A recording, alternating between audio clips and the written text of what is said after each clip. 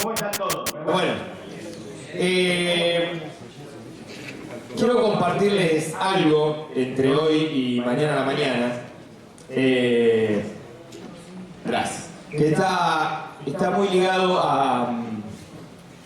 Está muy ligado a algo que el Señor viene trabajando en mi corazón y de hecho también en el corazón de mi esposa, y que sentimos muchas veces la necesidad de transmitirlo y retransmitirlo y retransmitirlo, porque la verdad es que lo creemos de Dios, y entonces hoy me gustaría compartirles eso a ustedes. Estaba pensando en compartir otra cosa, pero creo que esto es importante transmitírselos, contárselos. La mejor manera que tengo para introducir esto, ¿lo tenemos?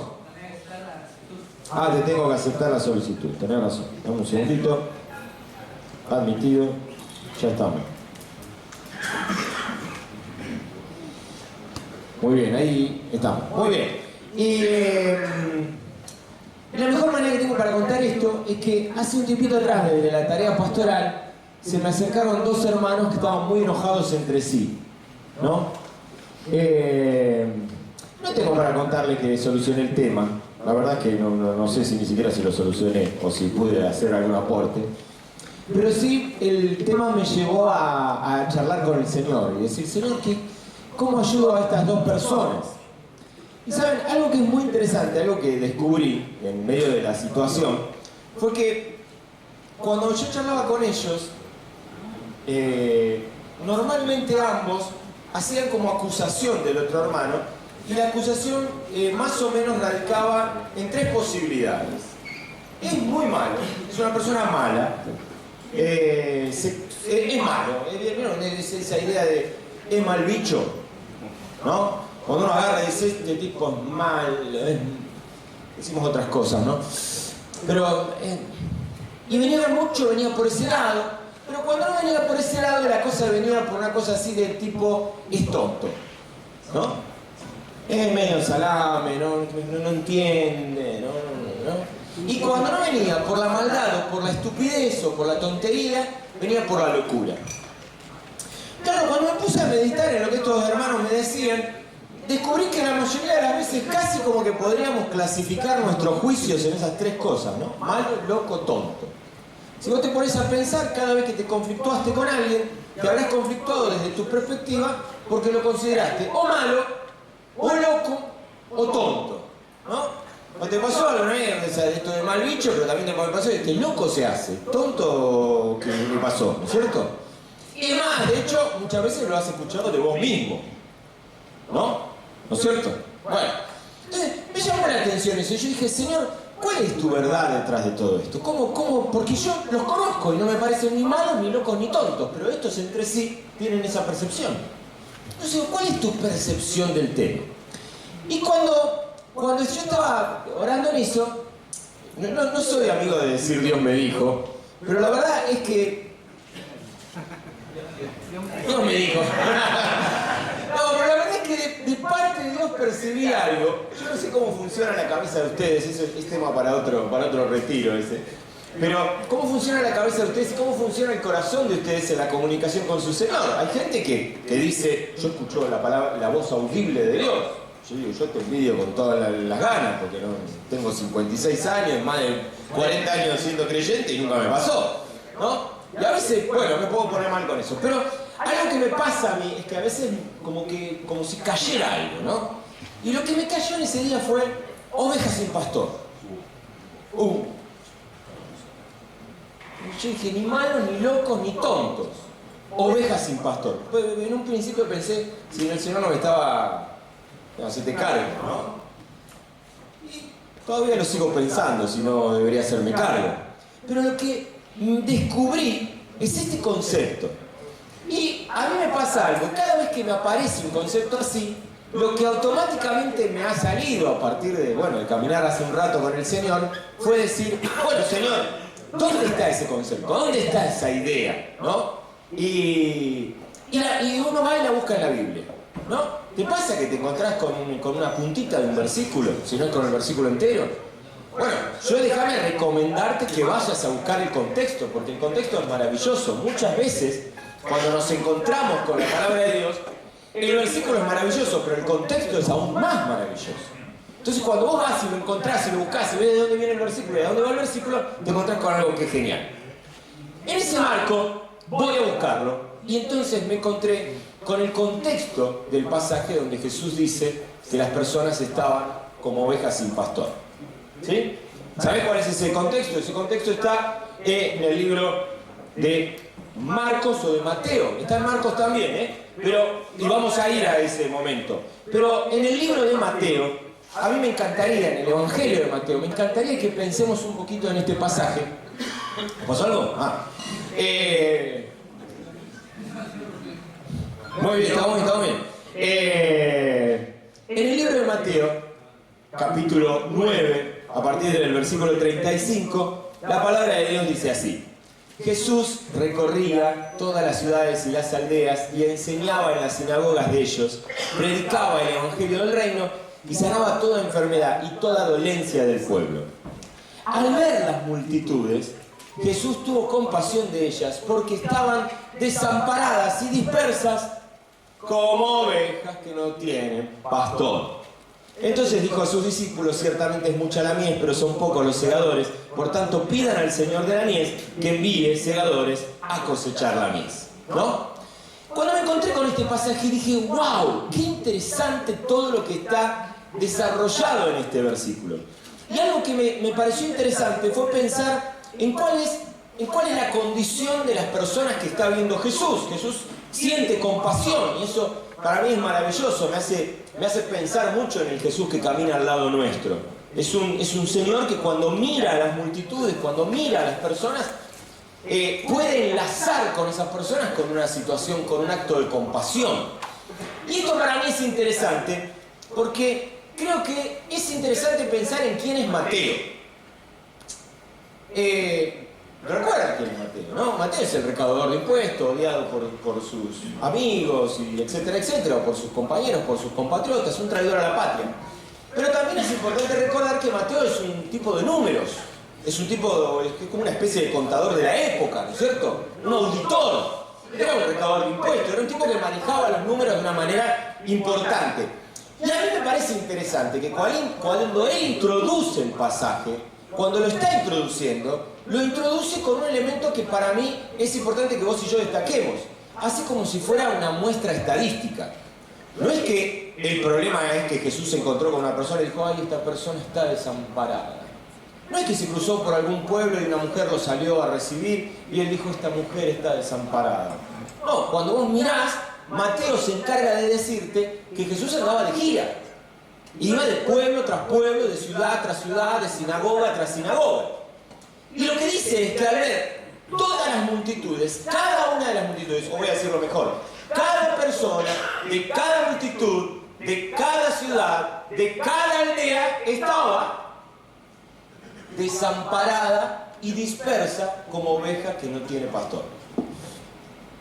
Cuando pensé en esto y me encontré con esto, digo: ¡ay, Señor! Estamos hablando de algo más que interesante, porque creo que lo que una muestra estadística enorme, gigante, como la que está mostrando Mateo, nos revela es que este no es un problema de un individuo aislado. Es el problema de todos los seres humanos. Cuando pensaba en esto, estábamos en el tiempo de la pandemia, ¿no? Allá por el 2020, y digo: Señor, esto es una pandemia. Nos encontramos con un problema que afecta a toda la humanidad, que afecta a todo ser humano. Y obviamente en esa reflexión empezaron a aparecer cosas que me resultaron más que interesantes de pensar. Y entre otras cosas me di cuenta que al fin y al cabo, cuando vos te encontrás con Romanos 3:23, de alguna manera lo que te está describiendo es esa realidad. ¿Quién está destituido? Una pobre mujer que andaba por ahí. ¿Quién está destituido? El pobre hombre que lo engañó la esposa. ¿Quién está destituido? Todos estamos destituidos. La destitución de la gloria de Dios es como escaparse del paraguas de Dios, así que de alguna manera estamos desamparados, ¿no? Estamos desamparados. Y esto para mí fue inmensamente revelador. Lo que yo hoy quisiera compartirte es que vos y yo compartimos una situación original, y cuando digo original no lo digo de manera antojadiza, sino con toda la intención, que tiene que ver con el desamparo. En nuestra condición original de seres humanos, experimentamos esta realidad que Jesús ve en las multitudes. No varía la mirada de Jesús de aquellos días, en aquella gira, de la mirada que podría tener Jesús de cualquier multitud. Cuando Jesús ve las multitudes, las ve desamparadas y dispersas como ovejas que no tienen pastor. Y esto para mí fue un dato muy revelador, porque ahí entonces descubrí algo que me llamó la atención, y es que definitivamente, mientras los hermanos de mi congregación veían un malo, un loco, un tonto, Jesús veía un desamparado. Y esto para mí es inmensamente revelador. Y yo quiero regalártelo en esta tarde, porque me parece que nos destraba de un montón de situaciones que nosotros podemos encontrarnos. La verdad es que Jesús mira a las multitudes y las ve desamparadas y dispersas. Y lo que la Biblia dice es que cuando las mira, lo que su mirada le regala es compasión. ¿Alguna vez le pediste a Dios que te regalara su mirada? Si no se lo pediste, pedíselo, estaría buenísimo. Pero lo que te vengo a decir hoy es que Mateo te hizo la gauchada y te acercó el regalo. Porque la mirada de Jesús es mirar con compasión. Si vos querés mirar como Jesús, tenés que abrazar la compasión. Ahora, interesante. Es muy interesante pensar qué es la compasión. Pero algo que a mí me llama la atención, déjenme por un momento pensar en esto porque estamos pensando en el Jesús que camina al lado nuestro, ¿no? Algo que me llama la atención es cómo tomó registro Marcos y cómo tomó registro Mateo de que Jesús sentía compasión por las multitudes. ¿Cómo se enteraron? Yo sospecho de algunas posibilidades, ¿no? O el Señor en alguna fogata a la noche, después de toda esa gira, se sentó con los muchachos y consternado, medio como abatido, los miró y le dijo: muchachos, qué mal que está la gente, ¿no? Qué bárbaro. Está mal. Gente desamparada y dispersa. No sé si lo notaron. ¿Lo notaron, muchachos? Son como ovejas sin pastor. No hay quien los guíe, los han abandonado, los han dejado tirados, no saben a dónde ir, no saben de dónde vienen, no saben a dónde van, están dolidos, desorientados, hambrientos. Esa es la realidad de la gente. Miren qué interesante, porque después la Biblia va a decir, y vamos a volver a retomar esto, que esto de los campos están listos para la cosecha, pídanle al Dios que mande obreros, que es el mensaje de los evangelistas, ¿vieron esto? Cuando los evangelistas te quieren hacer sentir culpable para que salga a evangelizar, ¿qué hacen? Te entran con esto, ¿me entendés? Te dicen, 1.774.000 personas mueren por día y se van a vivir. Y vos decís, te agarran unos retorcijones de panza y te vas a la peatonal de Mar del Plata a predicar. Pero es interesante pensar en esta situación de un Jesús que cuando se acerca a vos en la intimidad del fogón, de alguna manera, lo que te transmite es, che, me duele lo que le pasa a la gente. Y uno dice, ¿por qué te duele, Señor? Hay una razón. Nos ve desamparados y dispersos como ovejas que no tienen pastor. Cuando Jesús mira a la multitud, en la multitud hay gente que actúa con maldad, hay gente que actúa con locura y hay gente que actúa con estupidez. Eso es innegable.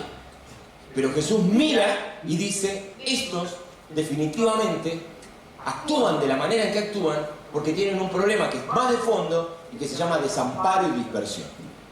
Y en vez de despertarme el juicio y la condenación, lo que me despierta es la compasión. La compasión es un sentimiento o una manera de sentir o de vivir que se compara a que se te revuelvan las entrañas. De alguna manera es como un apretón en las tripas, ¿no? Y que hace que vos te identifiques tanto con la necesidad, con el problema del otro, que digas, es mío. Y tengo la urgencia de hacer algo para solucionar la necesidad por la que está atravesando esta persona. En realidad es la compasión lo que moviliza al Señor Jesús a lo largo de todo su ministerio. A mí me encantaría pensar que a lo largo de toda la eternidad. Cuando Él pensó en el plan de redención para nosotros, lo que dijo es, lo que le duele a Germán, me duele más a mí. Y yo quiero hacer algo para que a Germán le deje de doler lo que le duele. Y a tal punto estoy dispuesto que soy capaz de bajar a la tierra, pasar por el canal de parto con María, salir a la vida en el medio de un pesebre, en el medio de un establo todo sucio, conectar con las personas y morir hasta la muerte de cruz. Ese es el Señor que vos y yo tenemos.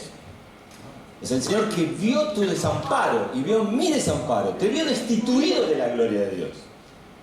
Y dijo, algo tengo que hacer. Así, agarrándose la panza, ¿no? Esa es la realidad. Ese es el Jesús que camina al lado tuyo.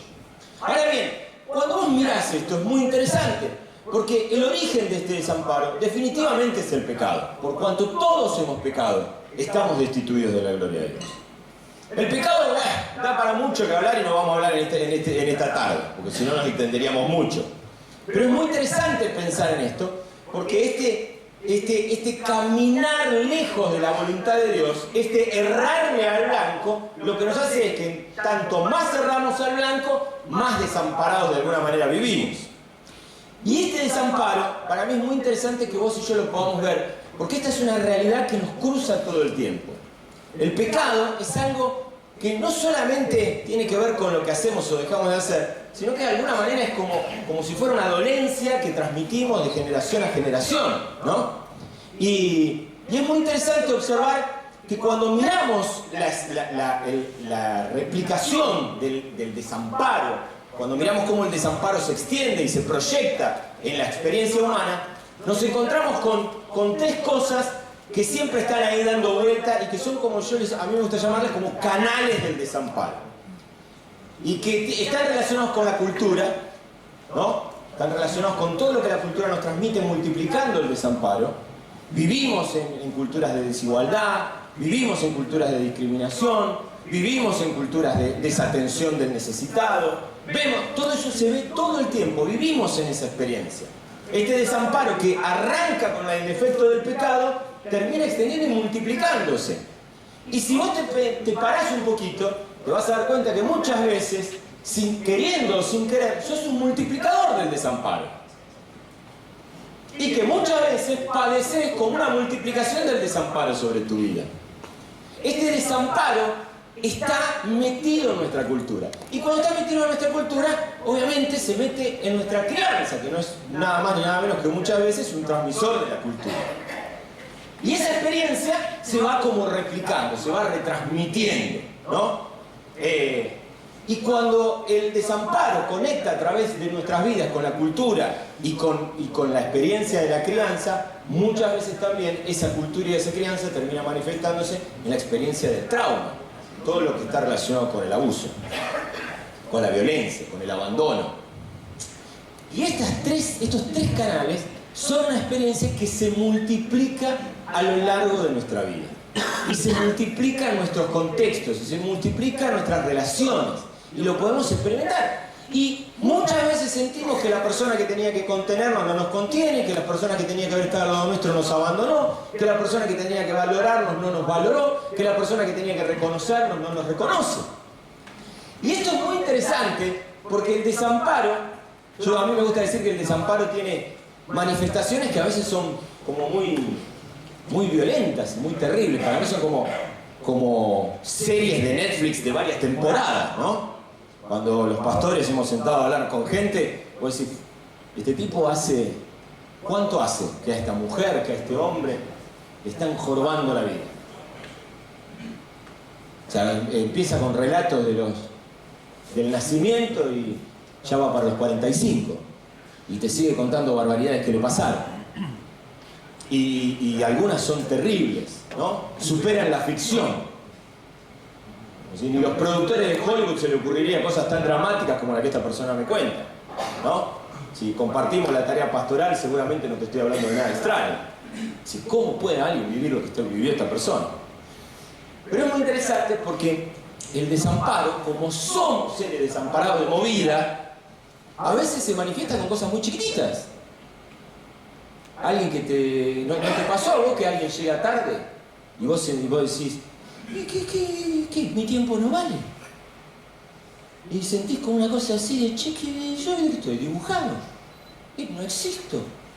O alguien se olvida de tu cumpleaños y vos decís, no tenías que olvidarte de mi cumpleaños. Y ahí por ahí en tu memoria todavía se repite la escena de que cuando llegaste al arbolito de Navidad, esperando la bicicleta que te habían prometido, había un par de medias. ¿No? Y todavía estás dolido por eso, ¿no? ¿Y por qué? Porque el desamparo en gran medida no importa, no importa en el desamparo tanto el tamaño del desamparo, por decirlo de alguna manera, o la intensidad del desamparo, sino el desamparo en sí mismo. Y la verdad es que cuando miramos el desamparo, a decir verdad, lo importante con el desamparo es ver cómo lo elaboramos, cómo de alguna manera lo resolvemos, cómo lo trabajamos, mucho más que el tamaño que yo tenga. Por eso vos te vas a encontrar con gente que la pasó muy mal en una serie de 8 temporadas terriblemente dramática, con escenas totalmente tristes, que lo resolvió. Y vos lo ves, y es un titán.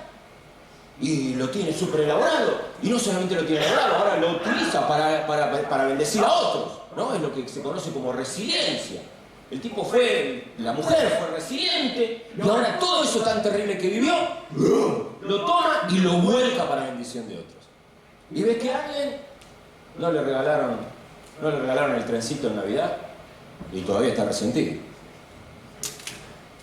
Y se siente re mal.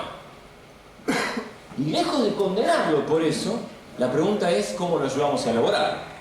Ahora, cuando vos mirás esto, es muy impresionante ver lo siguiente. Cuando nosotros tenemos esta experiencia, y todos la tenemos, todos la vivimos, esto es una pandemia, suele pasar dos cosas. En algunos momentos nos instalamos en el lugar de víctimas. Me abandonaron, me dejaron, se olvidaron de mí, me dejaron tirado, no me prestaron atención, etcétera, etcétera, etcétera. Y cuando nosotros que hemos charlado con gente, o vos que charlás con vos mismo, en muchos casos es la pura verdad. No le puedes decir, viste, viene una persona toda rota y dice, no, porque mi papá no lo conozco y me abandonó, y mi mamá me dejó tirada en la calle. Bueno, no te pongas en un lugar de víctima. Si te escupen un ojo están totalmente en su razón, ¿no? Es una insensibilidad total apurarlo de esa manera a alguien que pasó por situaciones tan difíciles.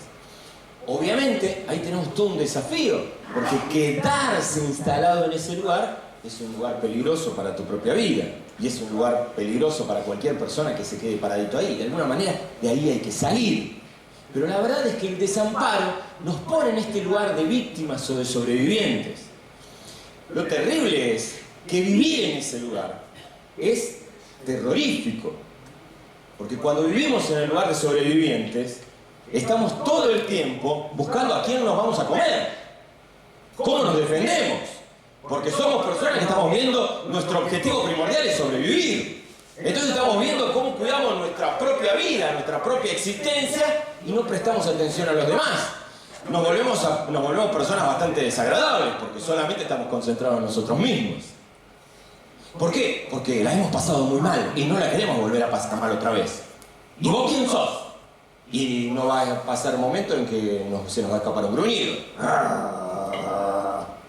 Y muchas veces vemos situaciones donde nos comportamos como el perrito que lo mataron a palo mucho tiempo, y cuando alguien se le acerca, se pone a la defensiva.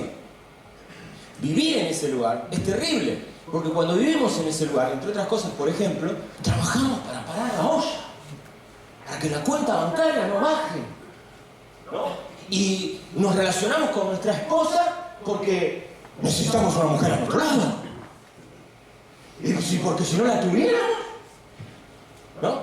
Y tenemos amigos porque hay que tenerlos. Y obedecemos a Dios porque si no obedecemos a Dios, perdemos la bendición.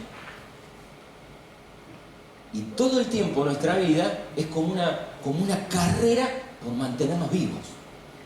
Por eso es tan revelador el mensaje del Sermón del Monte. Porque el mensaje del Sermón del Monte viene a decirte basta con tu condición de sobreviviente. Yo he venido para que tengas vida y la tengas en abundancia.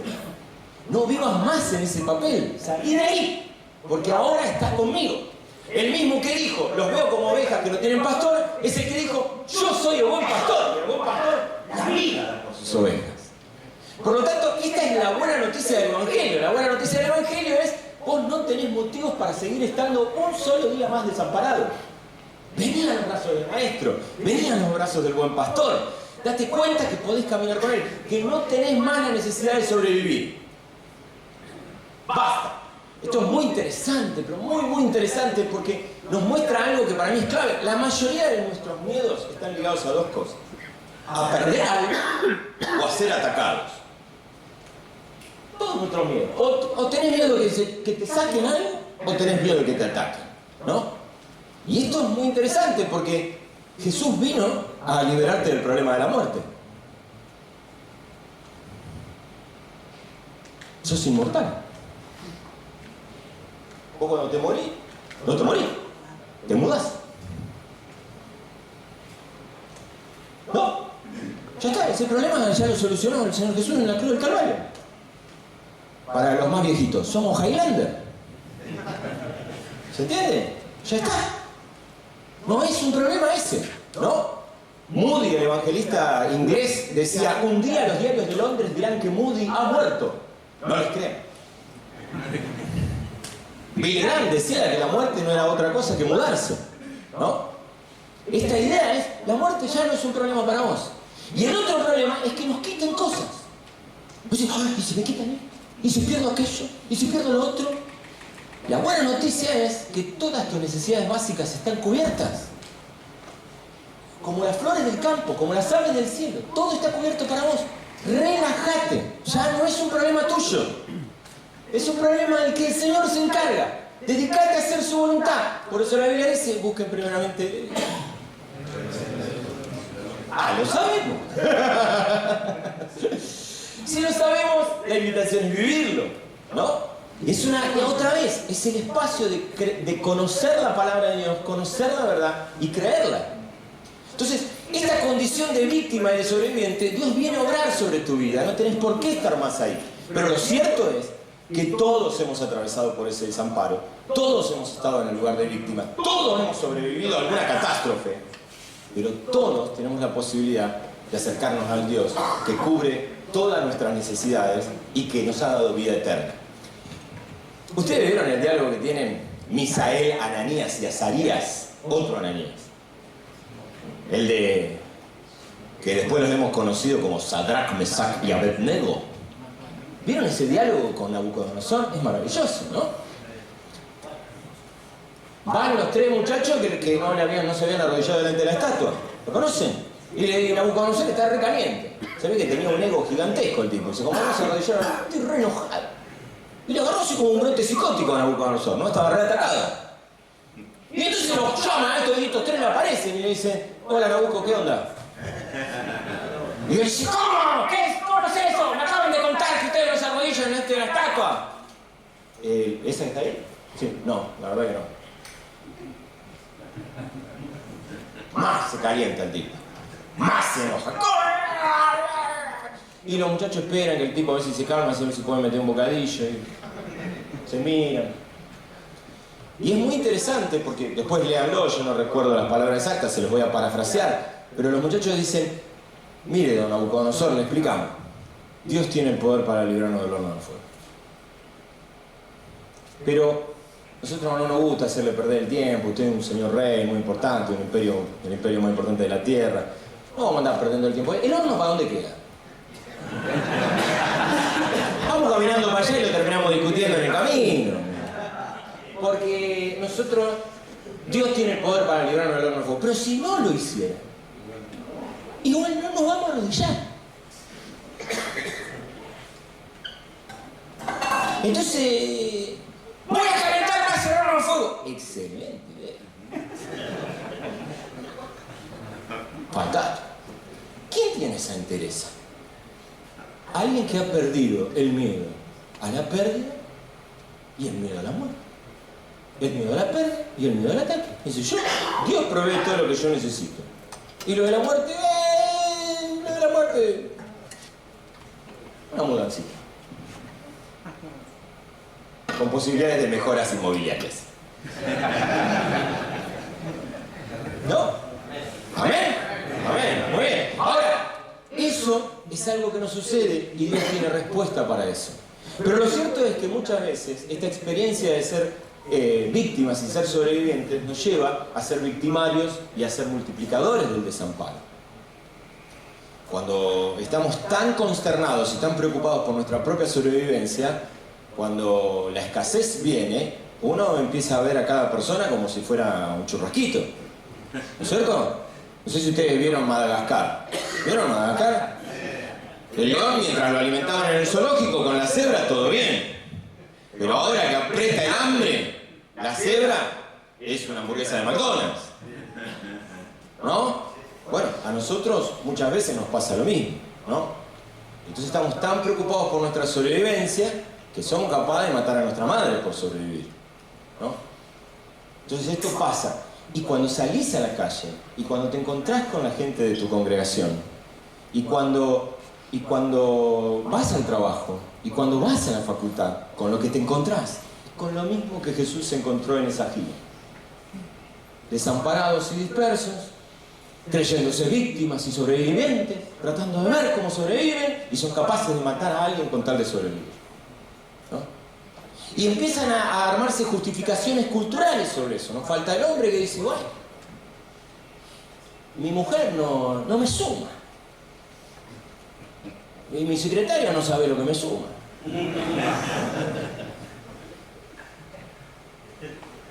Y me enamoré. Y de hecho uno no elige de quién enamorarse. ¿Qué es todo eso? Todo eso tengo un hambre bárbaro y como lo más importante es mi supervivencia, al diablo mi mujer, al diablo mis hijos, al diablo lo que sea. Porque la cosa se trata de sobrevivir. ¿Se entiende? Entonces, este fenómeno es un fenómeno que nos rodea, que está constantemente alrededor nuestro. Ahora, cuando vos mirás este fenómeno, es muy interesante porque cuando vos mirás esta multitud de cosas que te pasan, es muy fácil que vos veas en medio de esa mecánica gente que a nuestra mirada son malos, locos o tontos, ¿no? O son malos porque están tratando de sobrevivir, o son tontos porque ni siquiera saben cómo sobrevivir, o son locos porque son capaces de comerte crudo con tal de alimentarse, ¿no? Y en esa mecánica estamos, en esa mecánica andamos. La verdad es que vivimos en un mundo desamparante, ¿no? No sé si existe la palabra desamparante, pero ustedes me entendieron, ¿no? Ahora existe. Y esa mecánica es una mecánica propia de nuestra realidad humana. Todo el mundo está, ¿no vieron esto? Uno llega, se para delante de la heladera del chino y se la habrán apagado durante la noche. El dentista te dice, te tengo que hacer un conducto. Y vos decís, este me quiere cobrar de más. Seguro que con un emparchecito me la arreglaba, ¿no? Tenés a tu señora embarazada, vamos a tener que hacer una cesárea. Ah, sí, que querés que te paguen la cesárea, torrante. No pensamos así, vivimos. Te subís al taxi y vos decís, ¿por dónde me va a llevar?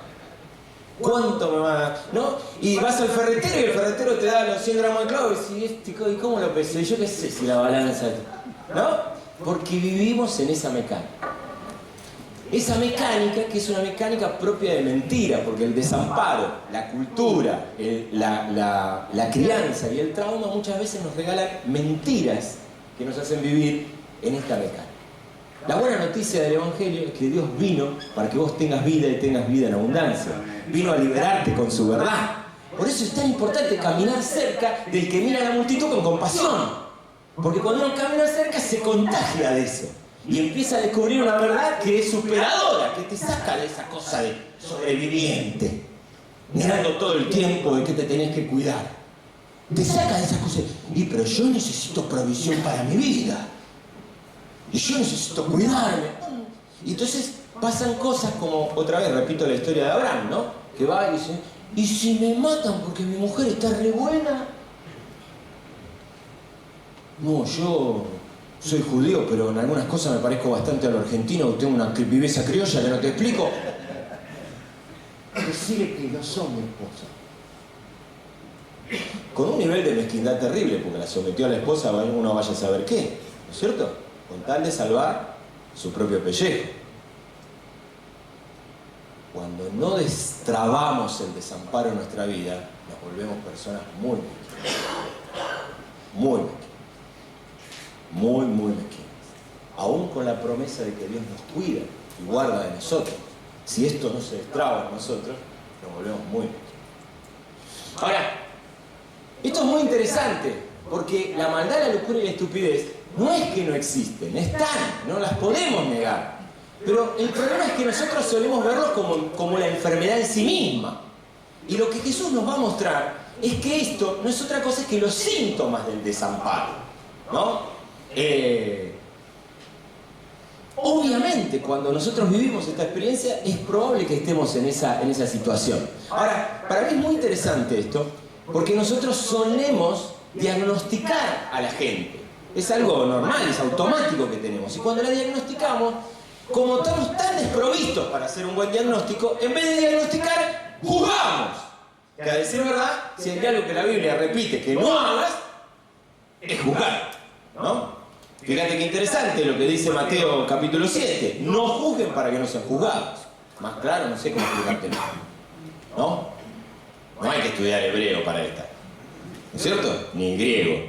Porque con el juicio con que ustedes juzgan, serán juzgados. Mirá qué interesante. Si vos te pones en modo sobreviviente, agarrate.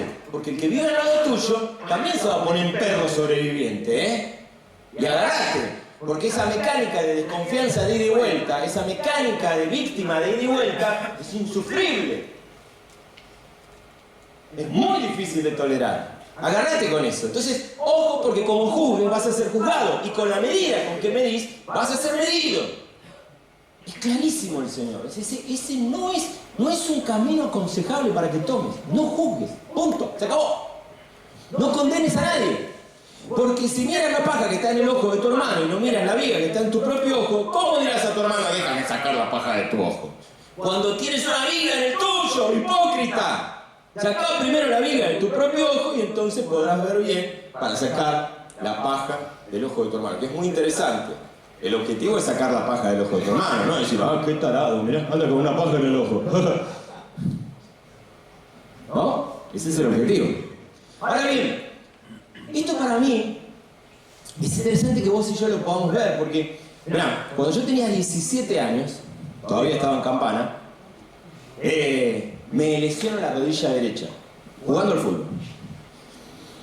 Mirá lo viejo que seré, que cuando voy al médico, el médico me empieza como a apretar la rodilla y entonces yo me hace doler, no te puedo explicar cómo. Y cuando termina de apretujarme la rodilla me dice, me parece que son los meniscos, va a haber que operar. 17 años, imagínate yo cuando escuché eso. Y no me gustó mucho el parece que. ¿Cómo parece que? ¿Con qué nivel de certeza me vas a chorar la rodilla, querido? ¿No? No terminé operándome. 10 años después me lesionó la otra rodilla. También jugando al fútbol. Pedazo de bestia el muchacho como juega al fútbol. Me lesionó la rodilla. Cuando voy al médico, la historia cambió. En 10 años la tecnología había avanzado un montón y ahora existía algo que se llama resonancia magnética. Me meten abajo de una campana, me dicen quédate quieto, escucho unos ruidos raros y a devolución de todo eso me dan una imagen. Que es una cosa casi mágica, porque es como un corte transversal de tu rodilla donde se ve perfectamente la lesión, ¿no? Como si me hubiesen cortado la rodilla y me hubiesen sacado una foto. Yo cuando me entregaron eso no lo podía ni creer. Pero la tecnología había avanzado tanto y habíamos llegado a esta historia de el diagnóstico por imagen. Yo tengo la impresión de que la misma diferencia que existe entre mi primera experiencia y mi segunda experiencia es la diferencia que existe entre tu capacidad de diagnosticar y la capacidad de Jesús. Nosotros diagnosticamos a dedo, a ojo, y muchas veces nos jactamos. Oh, yo lo veo venir de lejos, este es un bicho.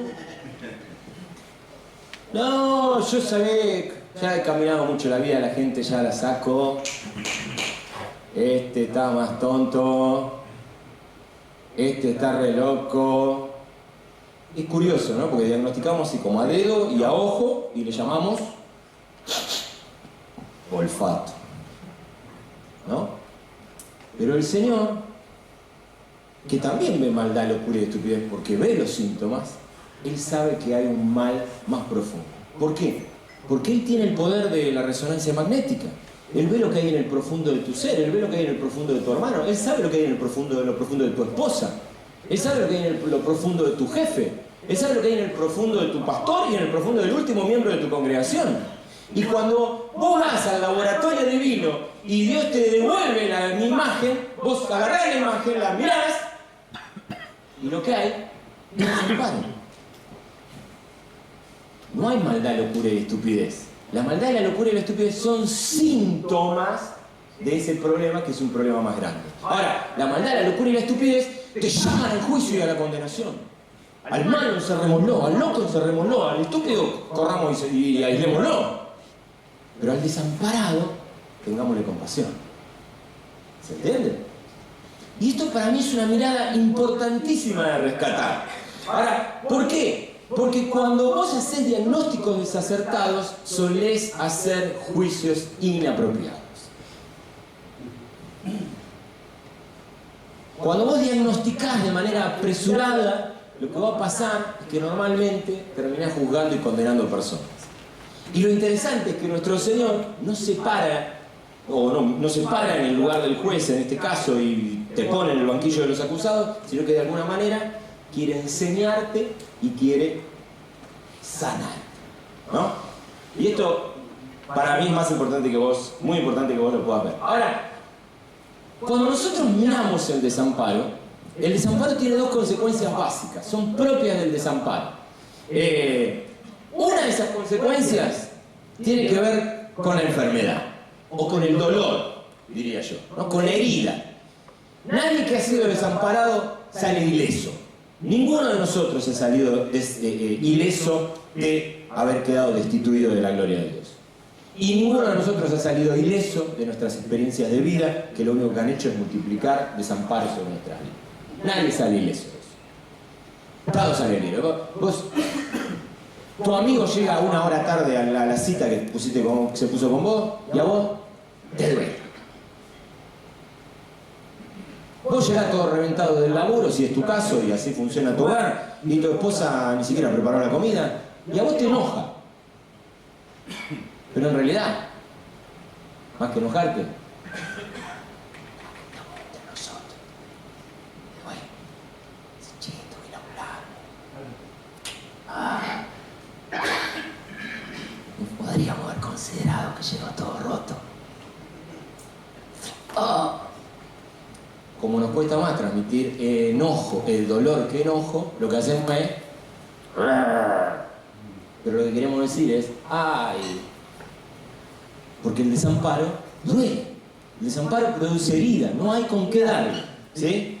Pero la otra cosa que produce el desamparo es una multiplicación de la ignorancia. Cuando vos estás desamparado, el desamparo te duele, te hiere, y el desamparo te enseña mal, ¿sí?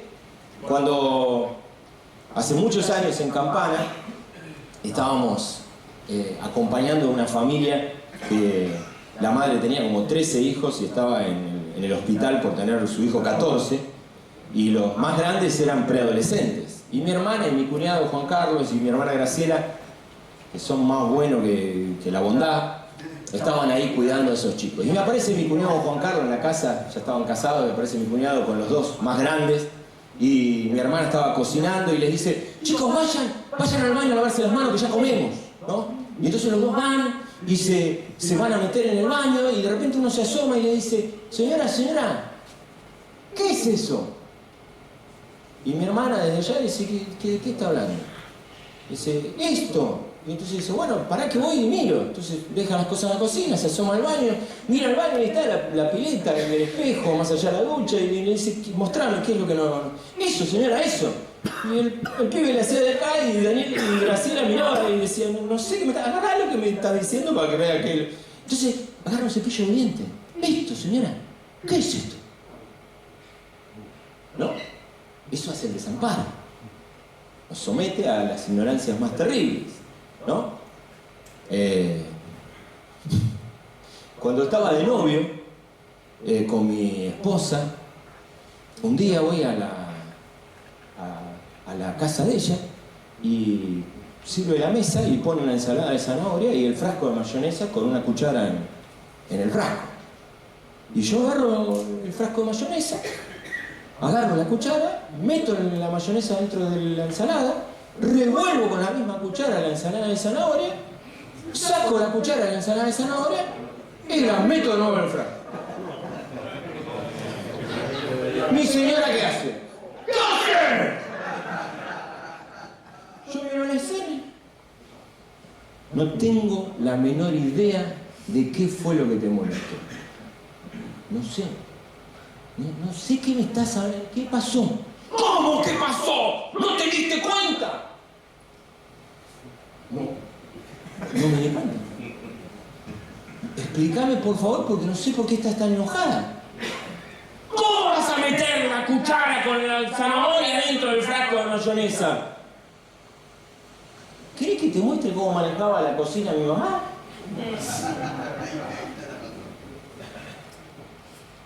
$20 años después, cuando ya estábamos casados, bueno, 20 no, un poquito más, menos, compramos un departamentito y se ve que el departamentito tenía algunos vicios de construcción y un día se me cae el cielo raso del living, ¿no? Y menos mal que no había nadie abajo, todo, qué sé yo, yo barro todo, saco todo y luego. Entonces mi esposo dice, qué barbaridad, qué sé yo, pasa un día, pasan 2 días, pasan 3 meses, pasan 4 meses, 5 meses, 6 meses, 1 año. Y después dice,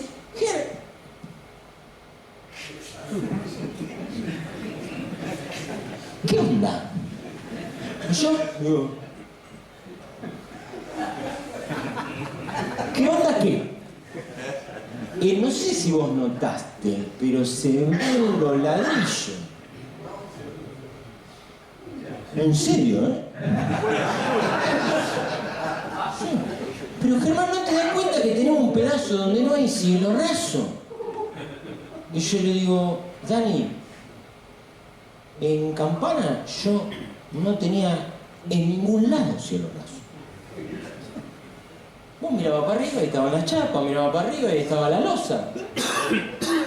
Vos te dejás por un pedacito donde se ve el techo. El desamparo, en todas sus versiones, nos vuelve muy ignorantes. Y hay algo que es muy interesante. Tanto el dolor como la ignorancia afecta a tus conductas. Y esto es muy interesante de verlo. Cuando a vos te duele algo, actúas medio raro. ¿Alguna vez te dolió la muela? ¿Y no tenés ganas de matar gente? Y no es cierto que no se justifica matar gente. Pero sin embargo vos tenés ganas de matar gente. Ahora, si pasa eso con un dolor de muela, ¿qué te crees que pasa con un dolor de alma? Los dolores afectan nuestras conductas de esa manera. Y cuando vos no sabes algo, no te pasó a hacer cosas, y vos decís, y viene otro y dice, ¿por qué lo hiciste así? ¿Y cómo lo iba a hacer? Es que se puede hacer de esta y de esta manera.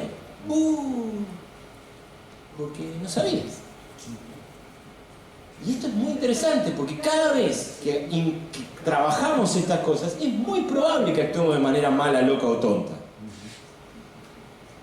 Y es muy probable que la persona que está cerca tuyo también lo haga. ¿Por qué quiero hablarte de todo esto? Porque esto nos pone en un lugar que para mí es más que interesante que vos y yo analicemos. Y es que esta es una condición humana. Y lo loco es que cuando nosotros descubrimos esta realidad que el Señor nos está revelando a partir de lo que nos cuenta con Mateo, esta realidad nos revela la realidad humana y nos pone en otro lugar. Nos regala la mirada de Jesús en función de la necesidad del ser humano.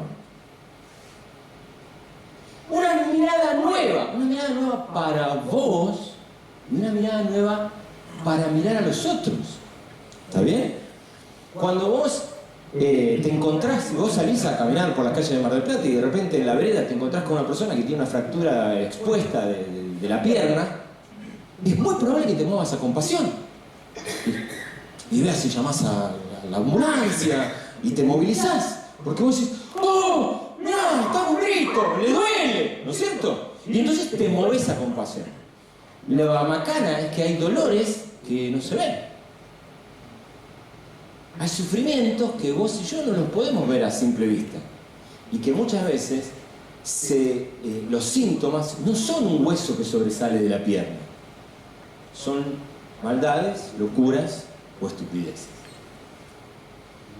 Cuando el Señor nos regala esto, yo creo que algo maravilloso que el Señor hace es mostrarnos que hay alguna cosa en lo profundo de mi ser, y en lo profundo de tu ser, y en lo profundo de cada uno de nosotros, y en lo profundo de cada persona que es parte de tu congregación, y en lo profundo de tu esposa, y en lo profundo de tus hijos, y en lo profundo de tu propia persona, que no está tan relacionado con la maldad, la locura o la estupidez, sino con el desamparo. Y cuando nosotros podemos observar desamparo, tenemos mejores posibilidades para reaccionar con compasión.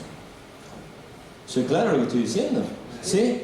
La maestra que está sufriendo a Juancito durante meses y ya está planeando contratar un sicario para eliminar a Juancito. Y entonces va con el problema y le dice al cuerpo pedagógico y psicopedagogo, le dice: no aguanto más a Juancito, por favor, sáquenmelo. Y las psicopedagogas, que son terriblemente crueles, dice: no sabés lo que es la casa de Juancito. Pasa esto, pasa aquello, pasa lo otro, pasó por esto, pasó por lo otro. Para con el tercer otro, la maestra está hecha un pollito mojado, sintiéndose la peor bestia del mundo por el juicio apresurado que hizo, que no le permitió ver el desamparo. ¿Soy claro? ¿Sí?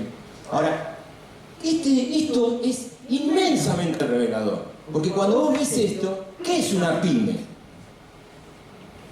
Un grupo de desamparados tratando de sobrevivir a partir de un producto en especial que producimos entre todos. ¿Y qué es un matrimonio? Una pareja de desamparados tratando de ver qué bendito rábano hacen con sus desamparos. Porque todos estamos desamparados. ¿Soy claro en lo que estoy diciendo? Ahora, una cosa es ver a mi esposa como la Jabru, mala loca y tonta, porque las reúne las tres encima. Y otra cosa es ver el desamparo que cruza por su vida. Una cosa es ver el salame que mete la cuchara con zanahoria dentro del frasco de mayonesa, y otra cosa es ver el desamparado al que nunca le enseñaron eso. Una cosa es ver al pibito que tiene un mal aliento espantoso porque nunca se cepilla el diente, malo, loco y tonto, y otra cosa es ver al pibe que nadie le explicó lo que era un cepillo de dientes. Claro, como nosotros diagnosticamos a dedo, lo que vemos es el mal aliento, lo que vemos es la cuchara en el frasco de mayonesa. Pero el Señor tiene mirada de resonancia magnética y diagnostica como hay que diagnosticar. Y esta es la buena noticia, que así te diagnostica. Y esta es la mala noticia. Al desgraciado que te ha hecho la vida imposible, lo diagnostica con la misma herramienta.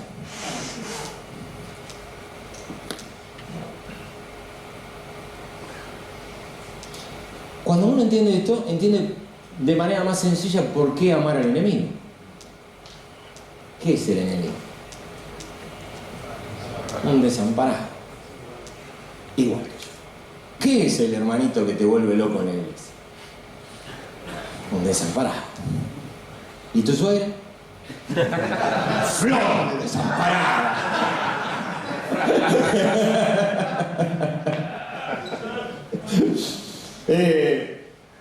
Mi hijo Franco, que ya me ha escuchado este mensaje varias veces, tiene problemas con un compañero. Hace unos años atrás, cuando iba a la secundaria, tenía problemas con un compañero, y entonces venía y me vino y me contó de lo que había pasado y cómo él trataba de manejarlo y qué sé yo.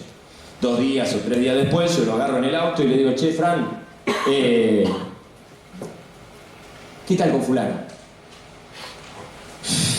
Y pa, un desamparado importante.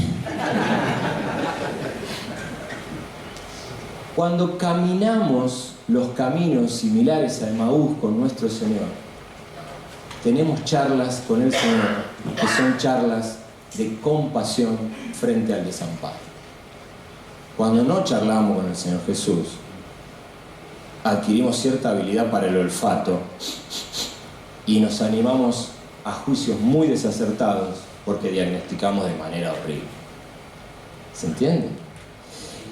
Yo en el día de hoy quisiera ayudarte a ver esto porque para mí esto es maravilloso, porque lo primero a ver de todo esto es que quien te diagnosticó, quien te vio como desamparado, como oveja que no tiene pastor, es alguien que definitivamente se ofreció como pastor. Así que vos podés recibir ese amparo y lo podés compartir. Lo cierto es que todos nosotros llegamos en medio de ese desamparo, el Señor nos levanta, nos agarra upa, estamos hechos un desastre, ¿no?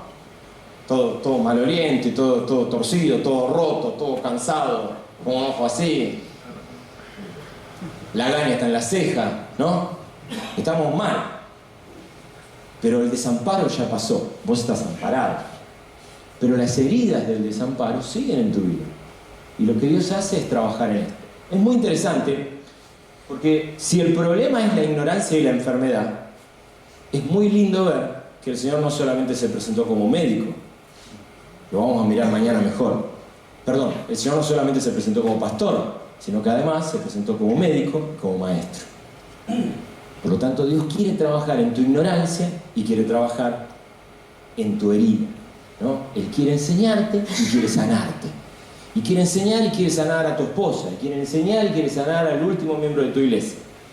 Pero la otra cosa que para mí es interesante es que esto te regala una nueva mirada por los demás. Y te voy a abrir mi corazón. Yo creo que esto es un mal de los pastores, ¿no? Yo no sé si a vos te pasa, pastor, pero yo como pastor quiero saqueos. Yo quiero saqueos. ¿Qué te quiero decir? Yo quiero gente que le entro a la casa y en la hora y media que estuve en la casa, el tipo pasó de estafador serial a benefactor de la humanidad. ¿No? Yo quiero eso. Amén. Bueno, alguno que es sincero consigo mismo dice, amén, yo quiero eso. Yo quiero gente que se transforme así, gente que cambia, que pum, está en un desastre y mañana, gente que tiene un carácter horrible y mañana es un tipo apacible, lindo, ¿no? Bonito. El tipo que tenía a los empleados como esclavos y mañana les mejora las condiciones salariales y qué sé yo. ¿No quiere eso? ¿No quiere eso? Y tiene a la hermanita que lo vuelve loco, no sé con qué cosa, y la hermanita hoy ayuda, colabora. Pero no siempre funciona así, ¿no? A veces son saqueos y a veces son otros que mamita, ¿no? Pero la verdad es que muchas veces no funciona así. Y no funciona así, no por la maldad, la locura y la estupidez, sino por el desamparo. Y yo muchas veces me he encontrado con gente y me he sentado a charlar y digo, ¡ay Dios! ¡Qué manera de perder tiempo! Y me sale decirle, pero esto ya no lo hablamos. Yo ya no te lo dije. Otra vez me trae el mismo problema. Otra vez la misma situación. Y se va y yo digo, ¿saben las veces que me he quedado en la oficina de la iglesia? Señor, ¿por qué permitís que me junte con esta persona si no sirve para nada? Un montón de veces. Pero distintas experiencias de la vida me llevaron a descubrir y a caminar un poquito esto. Y me he dado cuenta de algo. Que la gente no está ahí viendo cómo le amarga la vida al pastor. No es que se levanta a la mañana y dice, hoy le voy a decir al pastor que estoy haciendo la misma macana de siempre. Así se vuelve loco. No. Lo que la gente porta, lo que yo porto y lo que la gente porta es desamparo. Y hay veces que el Señor, otra vez voy a caer en el Señor me dijo, hay veces donde el Señor viene con su voz y dice, Ger, te traigo el resultado de la resonancia magnética de esta persona.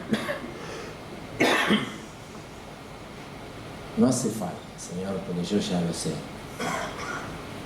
Y si lo sabes, entonces...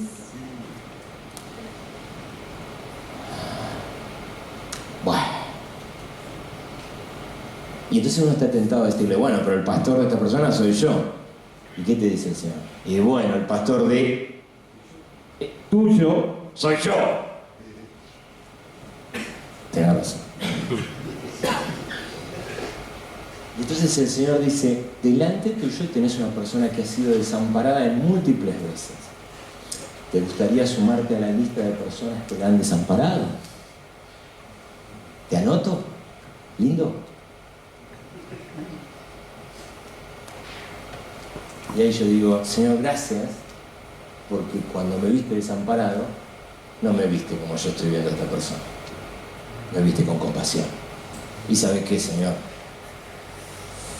No sé qué sale la cuota social, pero yo me quiero sumar a tu club. ¿No? Quiero ser parte de eso.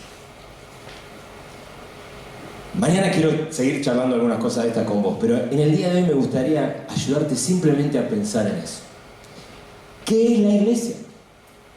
Pensamos que era una pyme, pensamos que es un matrimonio, pero ¿qué es la iglesia?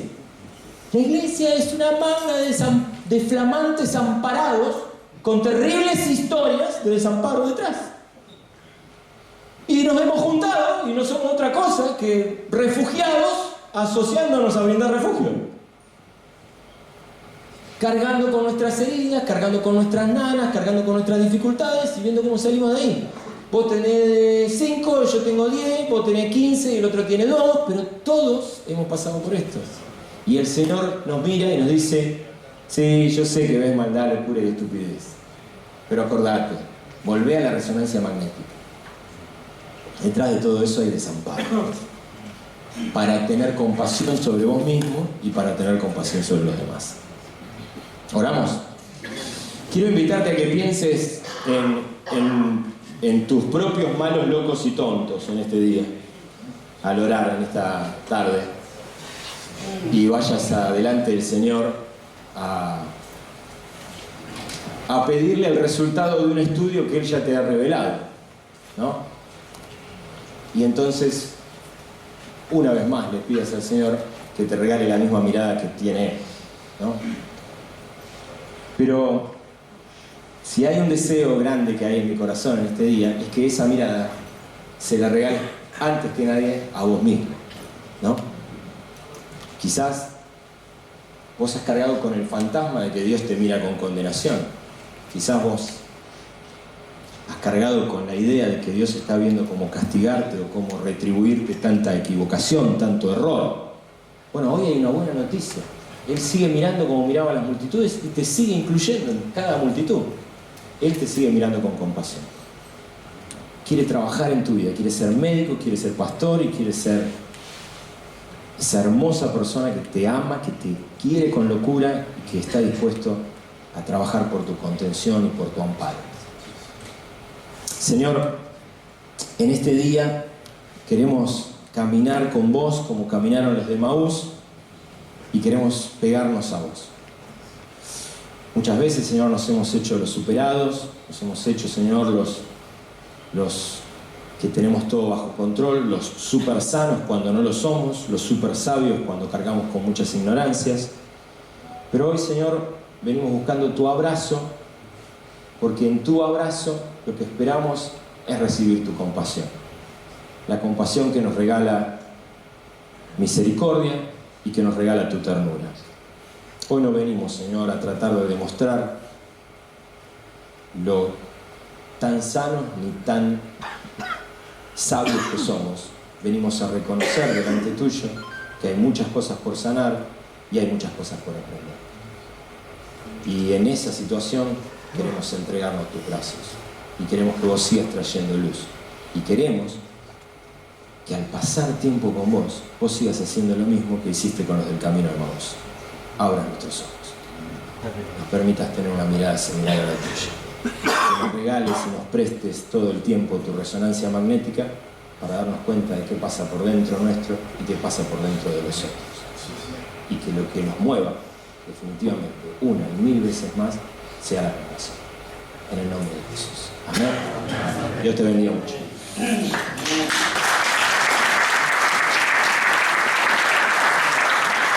Nos